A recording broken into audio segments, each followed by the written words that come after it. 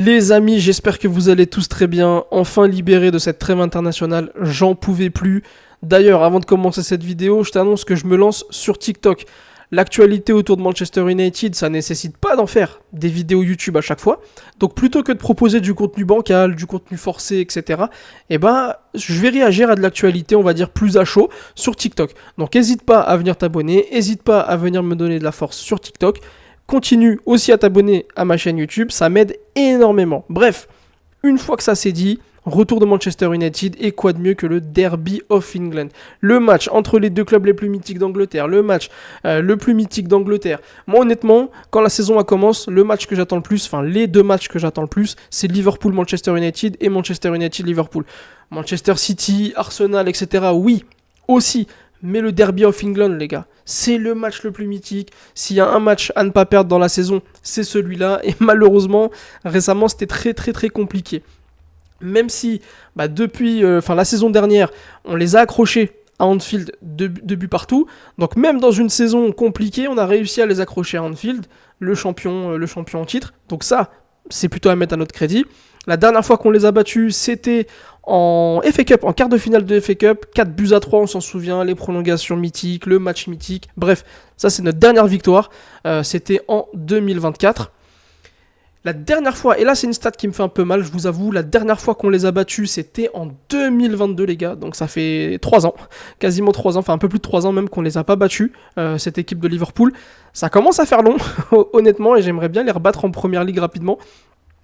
Et oui, on s'est mangé un 7-0 en 2023, et ça c'est, je crois, la plus grosse claque qu'on s'est pris de notre histoire, honnêtement. 7-0, c'était un match cataclysmique. Après ce match-là, je pensais qu'on allait virer Ten Hag, etc. Mais bon, finalement, il est resté. Bref, ce match, c'est un traumatisme. Mais moi, la stat qui me fait le plus mal, les gars, c'est celle-ci. La dernière fois qu'on a battu Liverpool à Anfield, c'était il y a 10 ans. Vous savez, c'est quoi 10 ans ? Il y a 10 ans, j'étais encore... non, j'étais plus au lycée, mais c'est trop long, 10 ans. C'est un truc de fou. Et donc là, j'aimerais bien regoûter à cette victoire à Anfield chez eux, parce que c'est un sentiment exceptionnel. Il y en a peut-être qui l'ont même pas connu. Enfin voilà.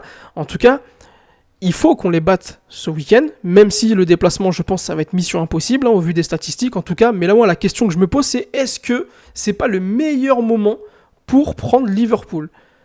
Parce qu'au classement, les gars, ils sont 2e, on est 10e, mais ça reflète pas totalement les dynamiques et les saisons des deux équipes. Liverpool, ils sont 2e, certes, ils ont fait 5 victoires d'affilée dès le début du championnat, mais c'était des victoires vraiment en trompe-l'œil, je trouve, un peu à l'arraché, dans des matchs avec des polémiques, des buts qui sont vraiment arrivés très tardivement, etc. Et nous, au contraire, on est une équipe qui sous-performe par rapport à nos statistiques, ce qui fait qu'on se retrouve à cette 10e place et on fait les montagnes russes, victoire-défaite, alors que Liverpool, c'est une équipe qui surperforme, on va le voir par la suite, d'un point de vue statistique. Et regardez, sur les 5 derniers matchs, on est 6e, ils sont 5e. Et donc là, ça reflète déjà un peu plus la dynamique des deux équipes sur les 5 derniers matchs. Et même Arne Slot le dit, United a mieux commencé la saison que ne le montre le classement. Ce sera donc un match très intéressant. Il fait peut-être de la com pour nous rejeter un peu la pression. Mais il faut pas qu'il se trompe, la pression, elle est sur lui. C'est eux, la bête blessée. C'est eux qui sont sur 2 défaites d'affilée en Première Ligue, même 3 matchs d'affilée, 3 défaites d'affilée avec le match contre Galatasaray. C'est eux qui ont la pression. Ils sont à domicile. Nous, on va venir comme on est, les gars. On va venir comme on est. J'espère qu'on va gagner, bien évidemment. Mais la pression, elle est sur eux. D'un point de vue des blessés, nous, Mazraoui revient à peine dans l'entraînement collectif. Il va passer des examens. Lisandro Martinez, il est de retour à l'entraînement, mais on va récupérer personne. Par contre, Liverpool, ils ont perdu des joueurs importants. Ryan Gravenberch qui s'est blessé là, apparemment c'est léger, il n'y a pas grand chose, il est sorti juste par précaution pendant cette trêve internationale. Et Ibrahima Konaté, c'est pareil. Donc d'un point de vue des blessés, ils perdent quand même 2 éléments importants. Donc ça penche aussi en notre faveur. D'un point de vue statistique, je vous le dis la vérité, à part sur la possession moyenne, qui sont quasiment à 62% de balles, c'est une équipe qui garde énormément le ballon, qui prend le temps de construire ses attaques. La preuve avec la stat passe longue précise par match, ils sont 17e. C'est pas parce qu'ils ratent des passes longues, beaucoup de passes longues, non, c'est parce qu'ils ne tentent pas beaucoup de passes longues, c'est différent. Mais sinon, c'est une équipe qui m'impressionne pas plus que ça en termes d'XG, on est devant, donc là, c'est ce que je vous dis, ils surperforment par rapport à nous, ils ont plus de XG, ils ont moins de XG, que de buts marqués, contrairement à nous. En termes de centre, C'est une équipe comme nous qui aime passer par les côtés, mais contrairement à nous, où on réussit pas mal de centres, eux, ils ont beaucoup de déchets dans cet exercice. Et je suis allé récupérer une stat. Depuis le début de saison, ils ont tenté 126 centres, on en a tenté 125. Au final, c'est nous qui réussissons le plus de centres. Ils ont beaucoup de déchets là-dedans. Donc je vous dis, c'est une équipe qui... Moi, quand j'ai regardé le match contre Chelsea et même les matchs précédents, d'ailleurs le match contre Chelsea, on va y revenir plus en détail, moi, il y a deux choses qui m'ont sauté aux yeux, c'est le manque d'agressivité de cette équipe et le manque de discipline tactique de cette équipe. Je retrouve de moins en moins le Liverpool de Klopp. Honnêtement, depuis que Arne Slot a commencé à vouloir mettre sa patte, a commencé à refaire l'effectif, à apporter les joueurs qu'on connaît, Florian Wirtz, Isaac, Ekitike, etc. Et je trouve que c'est une équipe qui se cherche encore et qui manque beaucoup de discipline tactique, mais on va y revenir plus en détail. Donc contre Chelsea, le 4-2-3-1 habituel, avec Szoboszlai à la baguette en numéro 10. Il avait titularisé Alexander Isak, Mohamed Salah qui réalise un début de saison très très compliqué. Pas de Florian Wirtz contre Chelsea, en tout cas pas titulaire. Il réalise un début de saison très très très compliqué. Connor Bradley titulaire, c'était assez bizarre. Mais cette composition-là, les gars, elle a très vite bougé parce que c'est pas ici, c'est ici. Ouais, à partir de la 68e à peu près, voilà à quoi ressemblait l'équipe. D'ailleurs, même à la mi-temps, il a fait rentrer... Arne Slot, il avait fait rentrer Florian Wirtz à la place de Connor Bradley. Ensuite, Robertson, Curtis Jones. Donc l'équipe avait complètement changé. Et c'est Szoboszlai qui a glissé arrière droit. Et je me demande même s'il n'est pas meilleur à ce poste-là. En tout cas, depuis le début de saison, il est très très fort à ce poste-là. Et c'est en deuxième mi-temps où ils ont commencé à être beaucoup plus dangereux et à proposer des choses plus intéressantes. On va le voir en détail par la suite. Mais contre Chelsea, en tout cas, la première mi-temps, c'était plutôt compliqué. Mais c'est en deuxième mi-temps, et notamment Szoboszlai, grâce à son repositionnement en tant que latéral droit, qui a fait beaucoup de mal à cette défense de Chelsea. Donc, je me suis refait le match ce matin, et j'ai pris quelques actions qui sont pour moi symptomatiques de ce Liverpool depuis le début de saison. Et là, du coup, ils ont été punis plusieurs fois. Et quand je parle d'indiscipline, de manque de discipline tactique, et ça se voit sur cette action. En pressing, ils aiment bien s'orchestrer en 4-4-2, donc avec Isak et Szoboszlai, qui vient monter avec Isak pour presser. Et la ligne de 4 derrière, malheureusement, on a ici McAllister qui fait défaut à son marquage et qui laisse tout le temps aux défenseurs de Chelsea de trouver ici Enzo Fernandez, qui va tout simplement combiner avec Caicedo. Et champ libre, c'est ce qui va amener le but. Mais... manque de discipline tactique ici, parce que s'il est aligné, Chelsea ne marque pas. Parce qu'ensuite, Caicedo, sur son contrôle, il élimine McAllister qui est beaucoup trop en retard. Il conduit la balle sur 15-20 mètres. Grosse frappe, pleine lucarne. Ça fait 1-0 pour Chelsea. Et autre chose à noter sur ce but-là, parce que je vous ai dit, pour moi, Liverpool manque de discipline tactique et d'agressivité. C'est l'agressivité, en tout cas le manque d'agressivité de Virgil van Dijk, qui est ton capitaine. Donc, Liverpool est à l'image de son capitaine, un peu comme Manchester United est à l'image de son capitaine Bruno, une équipe on va dire en manque de caractère quand il faut avoir du caractère, une équipe parfois un peu trop râleuse, etc. Et Virgil van Dijk, c'est un joueur qui fuit le duel quasiment à chaque fois. Et j'ai noté aussi que quand un joueur adverse qui fait face à Liverpool porte le ballon et casse les lignes balle au pied, et Liverpool ça les fait extrêmement souffrir. Et là Caicedo sur le but, il conduit le ballon tranquille, tout seul, Virgil van Dijk qui l'attaque pas, but, pleine lucarne. Ensuite, là c'est une action en deuxième mi-temps, c'est l'action de l'égalisation de Liverpool. Ce que j'ai trouvé très intéressant, et pendant tout le match Isaac l'a fait ça, c'est son rôle où quand il décroche pour demander le ballon, là il est dans sa moitié de surface, dans sa moitié de terrain, il décroche.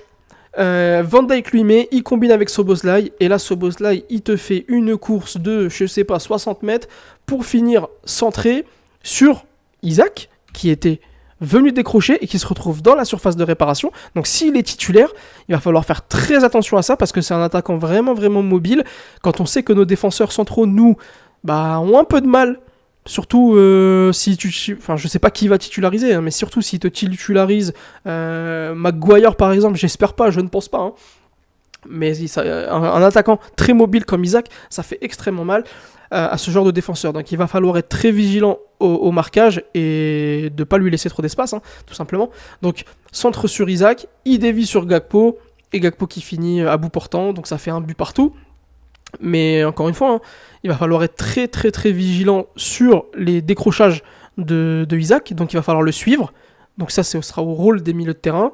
Casemiro, je ne sais pas s'il a les jambes pour couvrir tous les déplacements quand Isaac redescend. Donc Bruno Fernandes, à voir. Mais en tout cas, un attaquant très mobile, et c'est ce qui permet aujourd'hui, enfin c'est ce qui a permis à Liverpool d'égaliser. Et quand je disais tout à l'heure, le manque d'agressivité, ils ont du mal à défendre sur des joueurs qui percutent avec le ballon. Et ben, une action où on a 2 frappes. La première, c'est Gittens qui déborde et qui met en difficulté Szoboszlai. Vous allez me dire, oui, Szoboszlai, c'est pas un défenseur latéral, etc. Mais c'est pas que lui. Van Dijk, c'est pareil. Robertson, c'est pareil. Ils ont du mal à défendre sur les 1 contre 1. Ils fuient beaucoup le duel, ils couvrent beaucoup, etc. Donc là, il va falloir pas hésiter à les provoquer balle au pied. Et là, un joueur comme Cunha, on va revenir après sur la compo, un joueur comme Cunha peut leur faire très très mal. Donc, Gittens qui élimine Szoboszlai, qui frappe repoussé par Mamardashvili, qui revient dans les pieds d'Estevao, qui élimine Robertson et qui aussi frappe. C'est là on est sur la même action. Donc quand je vous dis que balle au pied, ils ont du mal à défendre dans les duels, c'est pas, ça s'est vu sur ce match énormément parce que Chelsea, ils ont pas mal de joueurs très bons techniquement et qui percutent beaucoup. Et là, sur cette action-là, c'est simplement pour mettre en valeur, entre guillemets, leur manque de discipline tactique. Regardez l'équipe qui est coupée en 2. Là, on voit effectivement, c'est la fin du match, etc. Mais c'était même pas une contre-attaque, hein, spécialement une contre-attaque. Vous voyez que là, les défenseurs, ils sont complètement pris de court. Ils reculent, ils défendent en reculant. Ils sont complètement abandonnés par leurs joueurs plus offensifs. L'équipe est complètement coupée en 2. Et donc, ils ont aussi du mal sur les replis défensifs, rapides, sachant que nous, c'est un de nos points forts. Donc, il va falloir s'appuyer là-dessus. Et là où, par contre, Szoboszlai, je lui tire mon chapeau, regardez où il est au début de l'action, regardez où il est à la fin de l'action. Il a récupéré le ballon, il a rattrapé son vis-à-vis, il a gagné son duel, tout simplement en s'arrachant, quoi. Ce qui permet à rester à 1 partout pour le moment. Parce qu'on va voir que, finalement, il y aura l'égalisation. J'ai mis aussi cette image à l'écran parce que Szoboszlai, latéral droit, mais il est partout. Là, on voit à l'entrée de la surface qui frappe sans gravité. Mais Szoboszlai, vraiment, c'est pour moi le meilleur joueur de Liverpool aujourd'hui. On peut me parler de qui vous voulez. Pour moi, Szoboszlai, c'est la pièce maîtresse qu'il faut absolument museler. Qu'il soit milieu de terrain ou latéral, le mec te propose toujours quelque chose. C'est un joueur extrêmement dangereux qui, en plus, est bon sur coup de pied arrêté. Il va falloir faire très attention à Szoboszlai.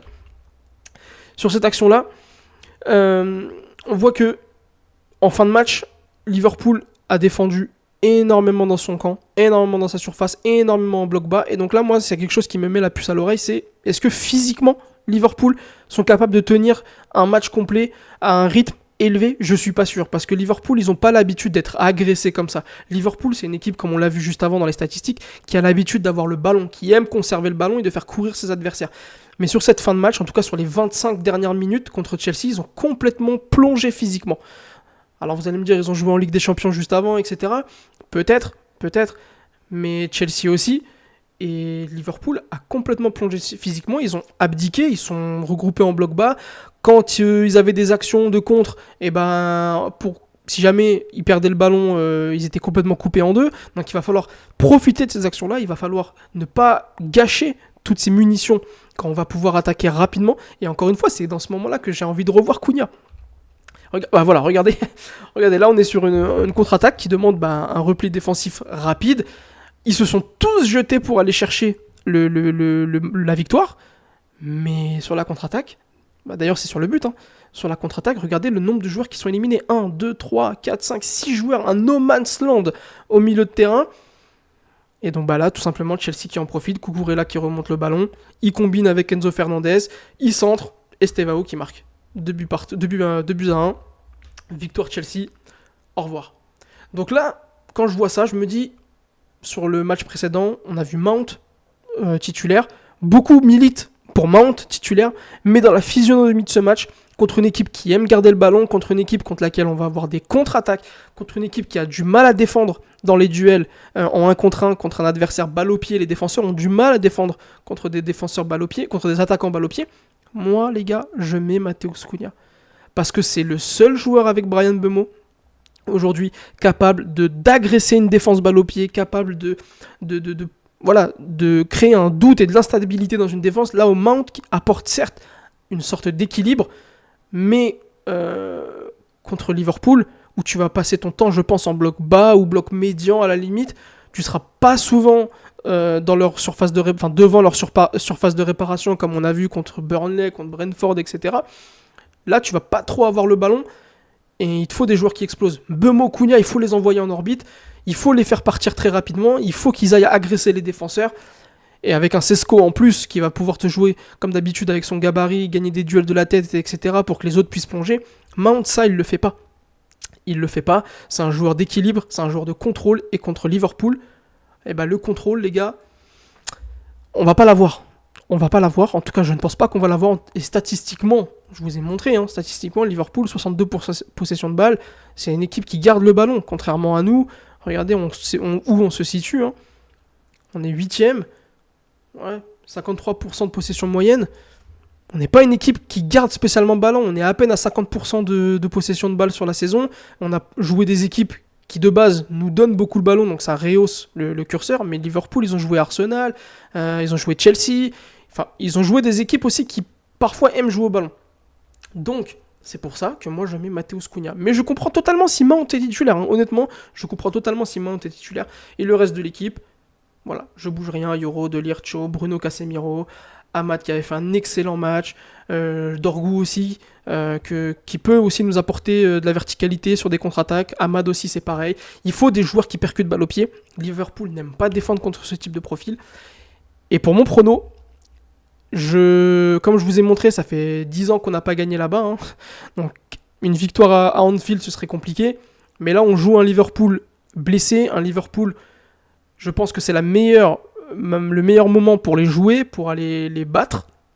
Donc j'espère qu'on va les battre. Et je vais peut-être vous choquer les gars, mais je vois même un 2-0 pour Manchester United, avec Cunha qui lance sa saison s'il est titulaire, et un but de Mbeumo. Ouais, je vois Mbeumo marquer sur ce match-là.